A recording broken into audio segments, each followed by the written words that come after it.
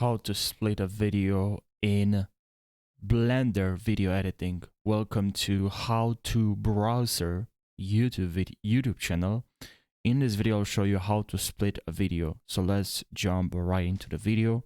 So just move this slider where you want to split the video and then right click and click on split. Or what I do usually, I just move this slide and I just press on the shortcut K. Select the video also, that's very important. K. Select the video, K. Select the video, K.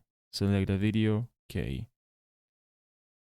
Using the middle mouse button, you can zoom in and then press the middle button so you can move through the timeline. And thank you guys for watching this tutorial, and I'll see you in the next one. Take care.